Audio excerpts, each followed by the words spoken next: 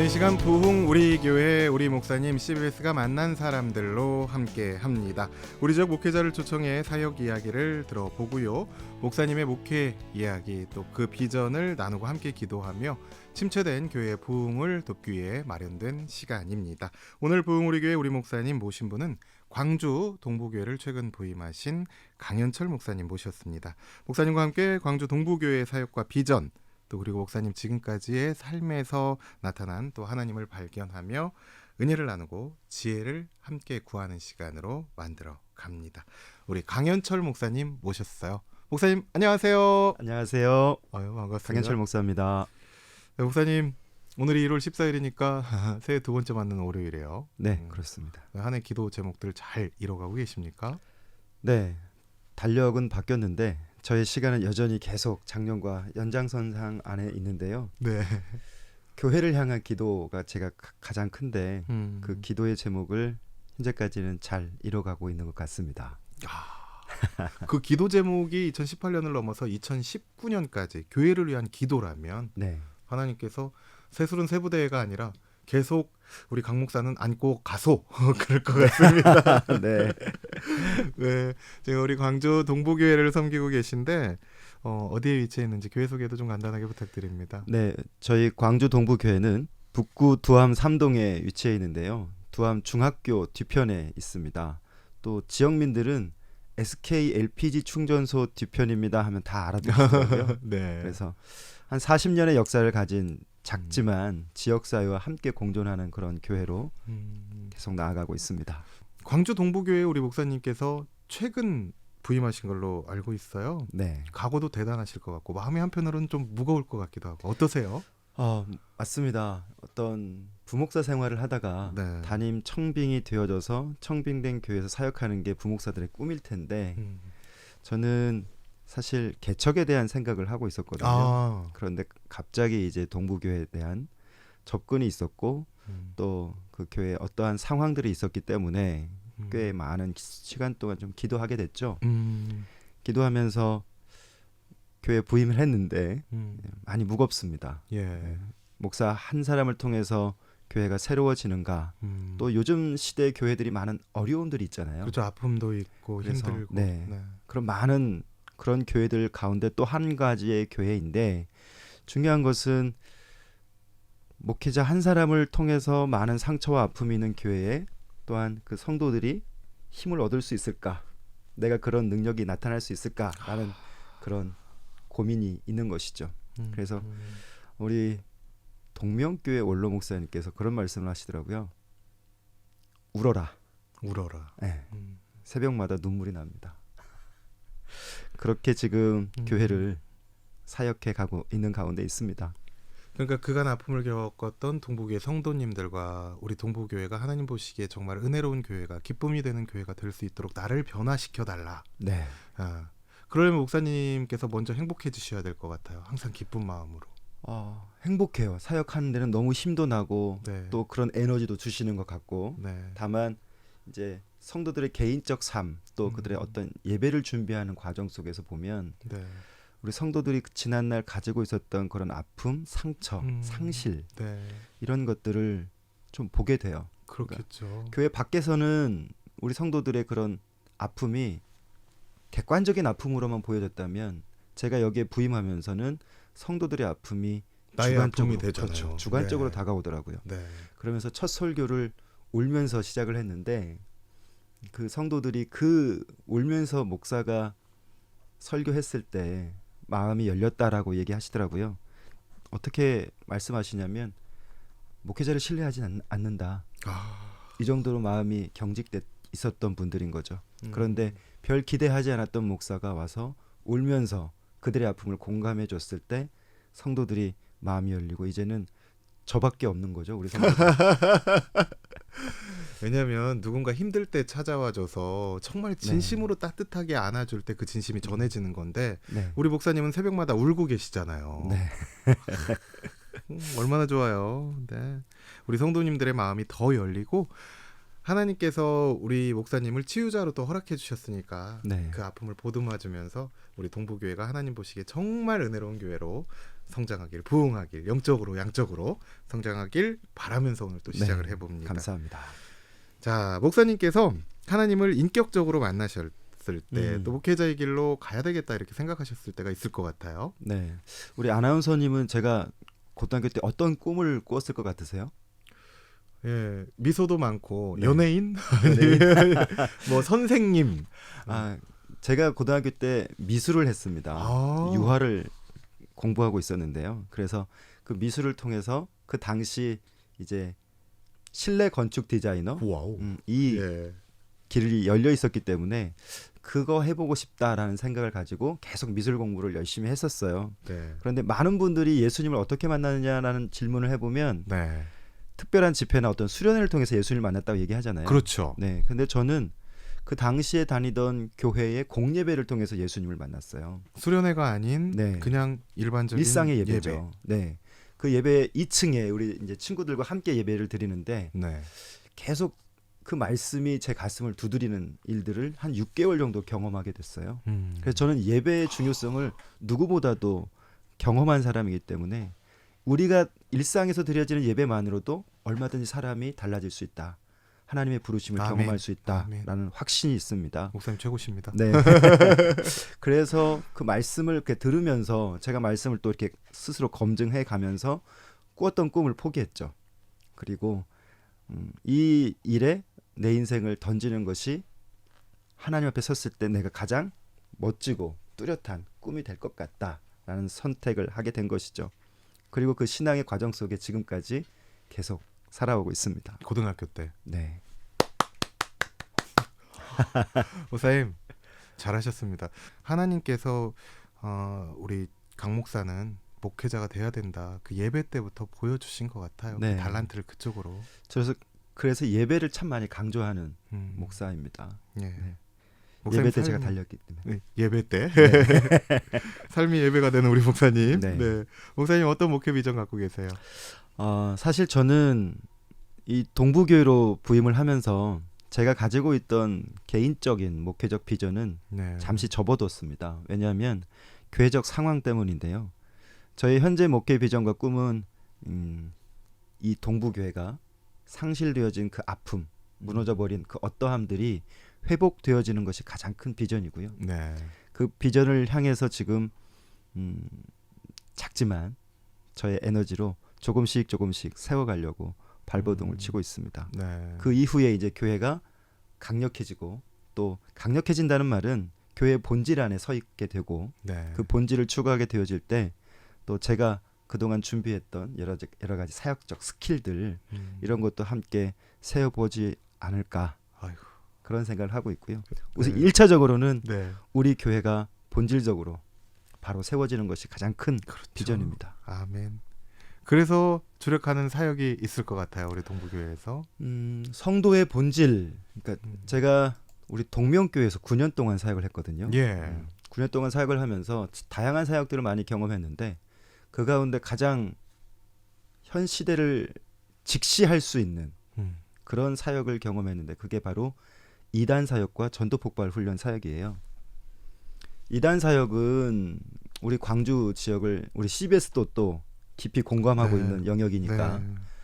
2단들을 대하고 또 그 2단의 관련자들을 함께 대화를 해 가면서 느꼈던 것이 뭐냐면 기존 교회 성도들이 자신이 믿는 바가 참 정확하지 못하구나. 내가 믿는 바가 어떤 것들인지 그들의 내면 속에 잘 정리되어 있지 않구나. 네. 라는 생각을 되게 많이 하게 되었습니다. 그래서 성도를 온전하게 세우는 것이 교회의 가장 첫 번째 사역이 되어야겠다. 이 생각을 하게 됐고요. 또 전도 폭발 훈련은 어떤 사역이냐면 제가 참 많은 다양한 양육 훈련을 경험해 봤는데 또 그렇게 훈련을 이끌어 봤고요. 근데 재생산을 한 번도 경험해 본 적이 없어요. 영적 재생산. 네. 제자 훈련이나 뭐 여러 가지 많은 훈련들이 있지 않습니까? 네. 그런데 그 공허함이 좀 있었죠. 그래서 목사인 제게. 예. 근데 전도 폭발 훈련은 느닷없이 제가 이제 맡을 수밖에 없었는데 그 훈련을 통해서 저는 영적인 재생산이 무언지를 경험하게 됐어요.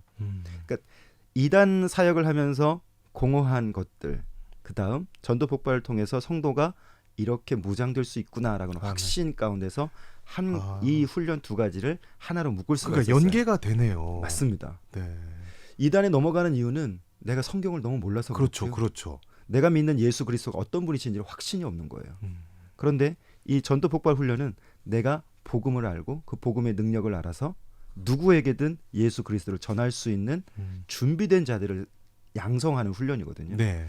이 두 가지 사역이 저의 가장 큰 핵심이고 지금까지 이제 이것을 위해서 계속 달려왔던 거죠. 저는 지금도 그러면 동북에서 섬기고 있겠네요, 이 사역을. 아직은 시작을 못했습니다만은 지금 우리 청년들을 대상으로 조금씩 아. 조금씩 진행하려고 하고 있습니다. 한 사람 한 사람 변화되기를. 맞습니다. 그래서 동부교회를 끌어갈 수 있는 네. 우리 비전이 세워지는 그런 교회가 되길 소망합니다. 네. 또 하나 감사합니다. 크리스찬의 권리이자 의무가 구제와 봉사 사역이 아닐까 싶어요. 이에 네. 대한 비전은 어떻게 세우고 계세요? 제가 우리 동부교회 부임하면서 성탄절이 바로 다가왔어요. 그렇나요? 예. 전통적인 교회에서는 성탄 감사 예배 드리게 되고 네. 또 절기 헌금을 드리게 되잖아요. 네. 그런데 기도하면서 우리 성도들과 함께 이 시간에 우리가 드려지는 이 예물은 네. 우리 교회가 쓰지 말고 전액 사회 기부하자라는 제안을 우리 당회에 드렸더니 우리 장로님들이 흔쾌히 이 제안을 허락해 주셔서 네. 이 금액을 가지고 쌀을 구입을 했어요. 네. 그래서 지역이 어려운 분들에게 이제 찾아다녀야 되는데 네. 그 방식을 잘 몰라서 두암 1동, 2동, 3동 동장님들을 만나가지고 저희가 쌀로 현물로 이제 어려운 분들을 위해 써주십시오라는 제안을 했는데 네. 중요한 건 우리 지역이 어떤 아픔이 있는지를 몰랐어요. 제가 상당히 속해 힘든 있는 지역. 동네라고 들었는데. 네네. 예. 전국에서 두 번째로 가난한 동네라고 하더라고요. 그런데 어떤 교회가 성탄절에 이런 현물을 가지고 써주십시오라고 하는 제안이 없었다라고 하더라고요. 아유, 그래요. 지금까지. 그래서 그것도 충격이었고 이것도 충격이었고 그러나 우리 성도들은 우리 장로님들과 함께 그 쌀을 나누면서 어떤 기쁨이 있었냐면 우리 교회가 이제 회복되어지고 있구나. 아멘.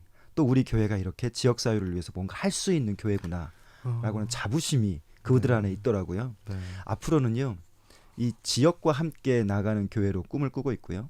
또 시대의 아픔 그것을 민감하게 반응할 수 있는 마을회관 같은 그런 교회로 지금 마을 준비하고 회관. 있습니다. 사랑방이네요. 네, 예수님이 그렇죠. 계신 사랑방. 맞습니다. 그러니까 성도님들께도 예수님의 선물이 그날 전해졌고 네, 지역민들께도 예수님의 선물이 성탄절을 맞아서 전해졌네요. 네. 아, 작은 생각이었는데 이 작은 어. 생각을 통해서 네. 저희는 지역민들에게 도움이 되고 싶었는데 그런데 오히려 우리 교회로 도움이 되더라고요. 네. 성도들의 마음이 이렇게 일어나는 것 같아서 네. 너무 감사한 시간이었습니다. 아멘. 선교 비전은 어떻게 세우고 계세요? 아직 우리 교회가 파송 선교사가 없어요.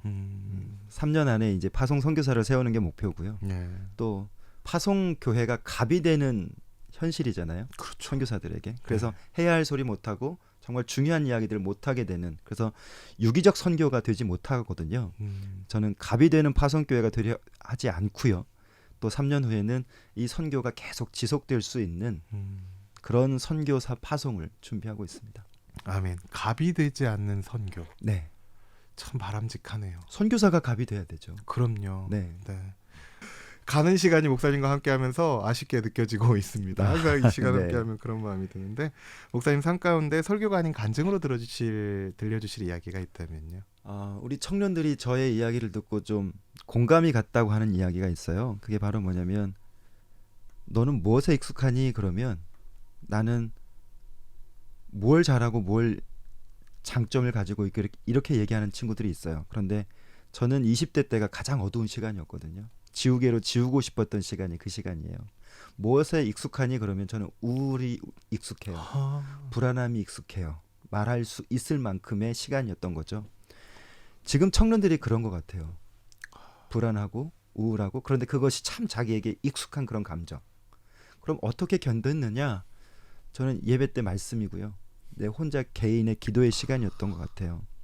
그래서 그 어려움의 시간들 우울이 나를 지배하고 불안이 나를 지배하고 두려움이 나를 지배하는 그 시간들을 하나님의 말씀으로 하루하루 견디고 이길 수 있는 힘을 공급받을 수 있는 그 장치를 마련해 놓으면 우리는 무너지지 않을 거라고 생각해요. 그래요. 네.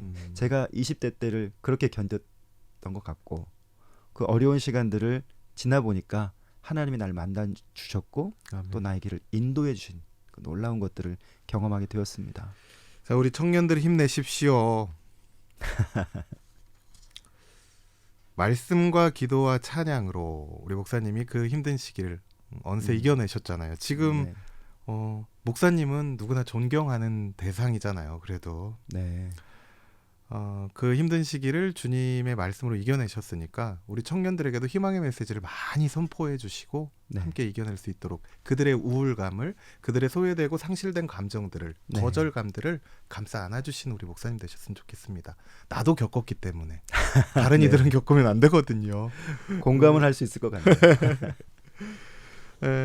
20대가 힘든 시기였다고 하셨고 말씀으로 네. 극복했고, 그런데 이제 동부교회에 오셔서 다시금 목사님이 이제 새로운 비전을 향해 하나님을 향해 고백하고 있는데 우리 성도님들이 지금 많이들 열려지고 도와주고 계시잖아요. 네. 우리 성도님들께 한 말씀 부탁드립니다. 저는 너무 약합니다. 우리 성도 여러분 한 분 한 분이 제게 찾아오실 때마다 얼마나 감동이고 힘이 되는지 모릅니다. 우리가 함께 미래와 희망을 향해서 하나님의 말씀을 붙들고 나아가면 우리가 꿈꾸는 그런 교회, 또 지역의 유익한 교회, 저는 될 줄 믿습니다. 아멘. 여러분의 상한 마음, 또 어려운 마음들 있었겠지만 이제는 우리가 함께 손잡고 하나님이 주시는 그 미래와 희망을 향해 한 걸음 한 걸음 전진하는 그런 새해가 되었으면 좋겠습니다. 아멘. 사모님과 가족께도 한 말씀 해주세요. 우리 자녀들. 저는 저의 목회적 꿈을 향해서 나아가고 있지만 제 아내와 제 두 아들은 사명보다는 저를 사랑해서, 그렇죠. 또 두 아들은 그냥 순종하는 마음으로 정든교회를 떠나서 여기에서 지금 현재 사역하고 있는데요. 그래서 늘 마음이 어렵고 우리 가족을 볼 때는 좀 그런 마음들이 가득한데요. 또 아내는 교사의 직도 내려놨거든요. 그래서 오롯이 그 사역에만 집중할 수 있도록 그 모든 것들이 아직 제가 안정되지 않았지만 아내의 그런 헌신들, 수고들 보면 너무 감사하고 고맙고 또 주님이 주실 상급이 크다라고 생각이 되어져요. 가족한테는 늘 이 말밖에 못하는 것 같아요. 미안하다. 사랑한다. 그 사모님 이름은 언제 불러보셨어요? 그래도 많이 부르고 계신가요? 이름 불러주는 걸 참 좋아하는 친구인데. 그럼 지금 불러주세요. 혜정아, 미안하다. 사랑한다. 오. 자녀들도 서운해할 것 같은데 그럼? 엄마만 그렇고. 한성아, 하윤아, 아빠가 오늘 CBS 방송을 나와서 출연하고 있는데 우리 아들들에게 아빠가 너무도 미안한 아빠가 되어서 미안해. 그만 좀 미안해 하십시오. 지금 잘하고 계시는 거예요. 아빠 얼마나 자랑스러울 것 같은데요. 그래요? 사모님께도 그렇고. 참 감사한 사람들이 많아서 좋은 시간 함께하고 있습니다. 오늘은 광주 동부교회를 섬기시는 강현철 목사님과 부흥우리교회 우리 목사님, CBS가 만난 사람들로 함께하고 있습니다. 개인적, 교회적으로 앞으로의 비전 간단하게 말씀해 주십시오. 힘든 광야 같은 세상을 살아가는 우리 성도들의 삶의 현장이 저는 교회를 통해서 함께 웃고 또 함께 울고 또 함께 살아가는 그런 작지만 건강한 교회를 꿈을 꿉니다. 또 교회는 주님이 주시는 생명력이 있는 교회거든요. 그 생명력 있는 교회로서 또 이 지역 속에 그 생명을 나타내는 아까 말씀드린 것처럼 마을회관 같은 따뜻한 교회, 그런 교회 되었으면 좋겠습니다. 아멘. 네, 저도 기도하겠습니다. 우리 목사님. 감사합니다. 하나님께 또 성도들께 어떤 목사로 기억되기를 원하세요? 식당을 평할 때 보면 이 집 참 괜찮네라는 말 하잖아요. 참 맛이 있음에도 불구하고 칭찬이 좀 짜다라는 생각을 하게 됐는데 이런 평가들을 할 것 같아요. 이 교회에 딱 들어오면 이 교회는 하나님이 살아계신 것 같아. 아멘. 저 목사님을 보면 하나님이 정말 함께하고 계시는 것 같아. 이런 평이 있었으면 좋겠고 아멘. 지금의 이런 생각들이 변질되지 않는 그런 목회자가 되었으면 좋겠습니다. 아멘. 광주 동부교회가 주님 기뻐하는 교회, 정말 하나님이 살아계시는 교회로 더욱 도약하길 소망하며 기도하겠습니다. 목사님께서 좋아하시는 찬양 끝으로 선곡하면서 들으시면서 마칠게요. 어떤 곡 들어볼까요? 주가 일하시네라고 하는 찬양인데요. 새벽마다 요즘 이 찬양에 푹 빠져 있습니다. 예. 저희 기도이기도 하고요. 네. 주님이 일하시도록 교회를 통해서 성도들의 삶의 현장 통해서 주님이 일하시는 그런 교회를 꿈을 꾸고 있기 때문에 이 찬양을 같이 듣고 싶네요.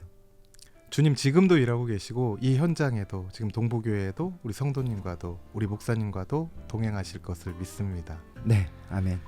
네, 지금까지 부흥 우리 교회 우리 목사님, 오늘은 광주 동부교회를 섬기고 계시는 김현철 목사님과 함께했습니다. 김브라이언의 찬양 주가 일하시네 들으시면서 인사드릴게요. 목사님 오늘 함께해 주셔서 대단히 은혜로웠습니다. 고맙습니다. 감사합니다. 네.